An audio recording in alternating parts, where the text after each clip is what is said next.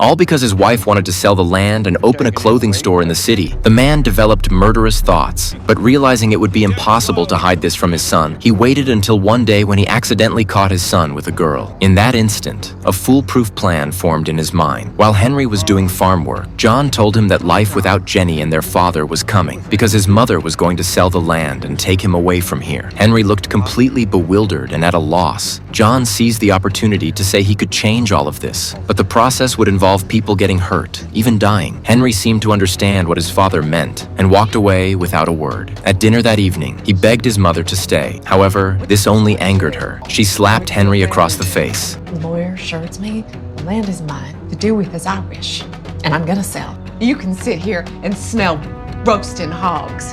To do with as I wish. Bed. But you, my son, are coming with me to Omaha.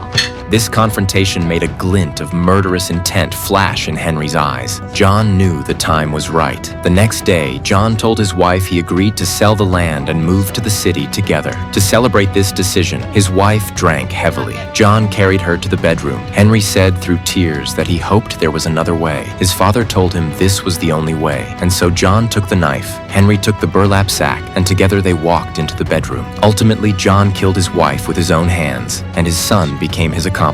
Afterwards, the father and son carried the body outside. Unexpectedly, Henry fainted halfway from sheer terror. John had no choice but to drag the body alone to the abandoned well and throw it down. Then Henry came to, and the two returned to the house to clean up the bloodstains. To make everything even more perfect, John thought of a brilliant scheme. The father and son led a cow to the well. They deliberately placed a thin wooden plank over the well opening. Just as they expected, the cow soon fell through. They could hear the animal's anguished moaning from the bottom of the well. To avoid drawing attention, John shot the cow dead, finally bringing silence to the area. Then the two of them filled in the well, but the gunshot had caught the attention of the police.